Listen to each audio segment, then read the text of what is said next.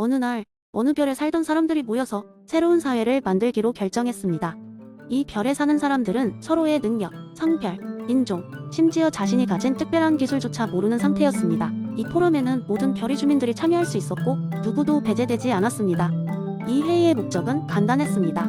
모두에게 공정한 사회의 원칙을 정하는 것이었습니다. 그리고 이 회의에는 매우 특별한 장치가 사용되었습니다.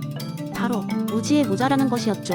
이 모자를 쓰면 모든 개인적 차이가 보이지 않게 되는 마법의 힘이 있었습니다. 모자를 쓰면 자신의 과거도 현재의 모습도 전혀 떠올릴 수 없었고 오직 사람들 사이에 공정한 규칙을 고민할 수 있었습니다. 토론이 시작되자 사람들은 각자의 의자에 앉고 무지의 모자를 썼습니다. 어느 행성에서 온 사람은 자신의 고향에서 얼마나 소중한 기술을 가져왔는지도 잊었습니다. 어떤 사람은 자신이 얼마나 부유했는지를 잊어버렸고 다른 이는 자신의 용기와 지혜도 모른 채 회의에 참석했습니다. 무지의 상태에서 그들은 사회가 어떻게 운영되어야 할지에 대해 격렬하게 토론했습니다. 누군가는 모든 사람들에게 기본적으로 주어지는 권리와 자유가 최우선으로 보장되어야 한다고 주장했습니다. 또 다른 이는 경제적 불평등이 불가피하더라도 그 혜택이 모두에게 공평하게 돌아가야 한다고 역설했습니다. 또 많은 사람들이 사회적 약자가 보호받는 시스템을 요구했습니다. 이렇게 수많은 의견들이 오고 가는 동안 하나의 공통된 원칙이 떠올랐습니다. 바로 차별금지 원칙과 최소 수혜자 배려의 원칙이었죠. 비록 자신이 어떤 입장에 처하게 될지 모르는 상황이었지만 모두가 최선의 의도를 가지고 의견을 모았습니다. 예상치 못한 불이익을 받을 가능성에도 불구하고 모든 사람들은 약자의 입장에서 바라보며 그들을 보호해야 한다는 입장에 동의했습니다. 그리고 모든 사람에게 평등한 자유를 보장해야 한다는 원칙이 결국 새 사회의 기초가 되었습니다. 회의가 끝나고 모두가 모자를 벗었습니다. 그리고는 자신의 원래 모습으로 돌아갔습니다. 어떤 이는 이미 부유한 사람이었고 어떤 이는 별다른 기술도 갖추지 못한 상태였지만 그들이 토의한 원칙은 그대로 유지되었습니다. 무엇보다 중요한 것은 그들이 선택한 공정한 원칙들이 어느 누구에게도 불공평하게 작용하지 않는다는 사실이었습니다. 미래에 대한 불꽃이 별들 사이에서 더욱 밝게 빛나는 순간이었습니다. 이렇게 새로운 사회는 존 롤스의 원초적 입장이라는 개념이 제시하는 공정함의 이상에 기반하여 그 누구도 소외되거나 억울하지 않은 세상을 향해 나아가기 시작했습니다. 그리고 이 이야기는 먼 훗날까지 사람들 사이에서 전설적인 회의로 기억되게 되었습니다. 그렇게 공정함이란 모든 개인의 부지가 모여 꽃피운 가장 찬란한 이성이 결과물이라는 메시지를 남긴 채로 말이죠. 두 번째 이야기. 어느 날 도시의 작은 카페에서 철학, 커피 토크 모임이 열렸다. 주제는 정의란 무엇인가였고 특별히 마이클 샌델의 이론을 바탕으로 논의하기로 했다. 모임에는 5명의 참가자가 있었다.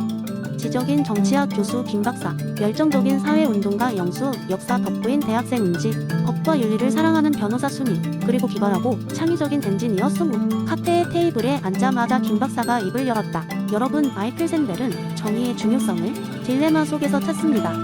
그가 제시하는 철학적 물음은 우리 일상과 밀접하게 닿아 있다고 생각합니다. 영수가 고개를 끄덕였다. 맞아요. 저는 늘 공리주의적 시각에서 사회운동을 해왔지만 때론 공동체의 가치와 개인의 권리 사이의 균형 잡기가 정말 어렵더라고요. 사람마다 가치관이 다르니까요. 수민이 말을 이었다. 법적인 관점에서 보면 정의는 흔히 분배의 문제로 치부되지만 그 안에 담긴 윤리적 가치가 정말 중요하죠. 판결을 내릴 때마다 느끼는 갈등이 바로 그것입니다. 그럼 우리가 일상에서 맞닥뜨리는 딜레마를 하나 제시해볼까요? 은지가 제안했다. 그럼 모두가 각자의 입장에서 정의를 탐구할 기회가 되겠죠. 승우는 한참 생각하던 이기발한 이야기를 꺼냈다. 자, 여러분, 상상해보세요. 여러분은 무인도로 여행을 갔는데 운 나쁘게도 그만 비행기가 추락해서 5명만 살아남았다고 쳐요. 그런데 무인도에는 각자에게 필요한 음식을 한 달 정도 버틸 수 있을 만큼만 있는데 구조는 2달 뒤에 온다는 겁니다. 이 상황에서 우리는 어떻게 좀 이롭게 자원을 배분해야 할까요? 이 딜레마에 모두가 생각에 잠기는 사이 김 박사가 무게 있는 목소리로 답했다. 공리주의에 따르면 최대 다수의 최대 행복을 추구해야 하겠죠. 하지만 그것만 고려하면 과연 소수 희생을 감수할 수 있을까요? 이에 대한 해결책으로 우리는 공동체 의식을 바탕으로 모두의 합의를 도출해야 할 겁니다. 영수는 고개를 저었다. 그렇지만 아마도 한 사람이 더 강하거나 자원이 필요한 사람이 있음에도 공평하게 나누는 것이 진정한 정의일 수도 있지 않을까요? 사회운동가로서 사회적 약자의 목소리를 반영하는 것이 중요하다고 생각해요.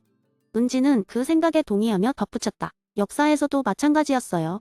불균형한 자원 분배가 얼마나 많은 분쟁을 일으켰는지 말이에요. 모두가 정의를 느낄 수 있는 배분 방식을 고민해봐야겠어요. 수미는 미소 지으며 결론을 내렸다. 무인도든 사회든 결국 중요한 것은 서로의 입장을 이해하며 공동체의 가치를 어떻게 반영할지 고민하는 과정 아니겠어요? 법적 판결도 비슷한 맥락에서 이루어져야 한다고 생각해요. 승우가 다시 이성을 끼얹었다. 여러분, 그럼 각각의 이론에서 도출된 결론을 바탕으로 이런 상황에서 가상의 시스템을 만들어 볼래요? 우리는 각자 다른 시각을 취해봤으니까 이제 그것들을 조합해보는 거죠. 그렇게 해서 이들의 철학 커피 토크는 밤늦게까지 이어졌고 각자의 철학적 관점을 공유하면서 샌델이 강조한 정의란 무엇인가에 대한 깊은 탐구가 이루어졌다. 결국 그들은 정의란 고정된 답이 없다기보다는 끊임없이 토론하고 협력하며 찾아가는 여정이라는 결론에 도달했으며 이는 모두가 공감하는 진리로 남았다. 세 번째 이야기. 옛날 옛적 어느 작은 마을에 아르키밀론이라는 똑똑하지만 다소 괴짜인 철학자가 살고 있었습니다. 아르키밀론은 종종 마을 광장에 서서 자신의 철학적 발견을 사람들에게 설명했지만 사람들은 그의 복잡한 개념을 이해하지 못하고 오히려 흥미로운 이야기를 기대했습니다. 어느 날 아르키밀론은 벤담의 복리주의를 주제로 한 흥미로운 이야기를 들려주기로 결심했습니다. 그는 자신의 철학적 메시지를 재미있는 이야기로 포장하기로 마음먹었죠. 그는 이야기를 이렇게 시작했습니다. 옛날 옛적에 행복의 나라라는 특별한 왕국이 있었답니다. 이 나라는 세계에서 가장 행복한 사람들로 가득했죠. 그 비결은 바로 왕국의 황금 법칙이었습니다. 그 법칙은 단순했지만 강력했어요. 국왕이나 신하나 모두 자신과 남들에게 최대의 행복을 가져다줄 선택을 해야 한다. 훌륭한 이 법칙 덕분에 그 나라 사람들은 중요한 결정을 할 때마다 항상 이 질문을 던졌습니다. 어떻게 해야 우리 모두가 가장 행복해질 수 있을까? 그래서 이웃이 배고프면 다른 사람들이 기쁘게 음식을 나누었고 누군가가 슬퍼하면 다 같이 위로해 주었답니다. 하지만 왕국에는 매일같이 사람들을 웃게 해주는 곰이라는 특별한 광대가 있었어요. 그가 미소를 퍼뜨릴 때마다 사람들은 그의 공연을 보러 몰려들었습니다. 그러나 곰비는 마냥 재미있고 즐거운 것만을 제공하는 것은 아니었어요. 하루는 엄청난 눈보라가 불어 사람들이 집 밖으로 나가지 못하게 되었는데 그날도 공비는 사람들을 행복하게 해줄 묘책을 마련했죠. 공비는 왕국 사람들에게 이렇게 제안했습니다. 모두 자신의 이야기를 하나씩 가져와서 우리 함께 이긴 겨울밤을 따뜻하고 재미있게 보내보도록 해요.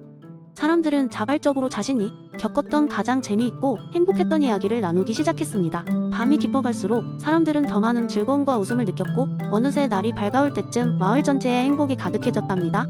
그리고 그 밤을 계기로 마을 사람들은 사소한 일일지라도 서로에게 기쁨을 주려고 노력했고 그것이 습관이 되어 왕국 전체의 행복이 스며들었답니다.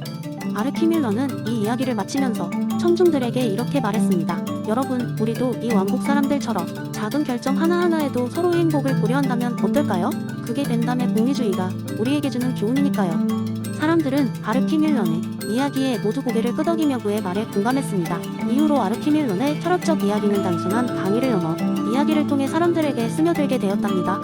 네 번째 이야기. 자, 이 이야기를 통해 여러분을 데이비드 휴메 인과관계 회의주의 세계로 초대합니다. 어느 조용한 마을에 찰리라는 매우 호기심 많은 탐정이 살고 있었습니다. 이 마을은 평화롭기로 유명했지만 흥미로운 사건이 벌어지기 시작하면서 찰리를 걱정시키기 시작했습니다. 모든 것은 어느 날 아침 시작되었습니다.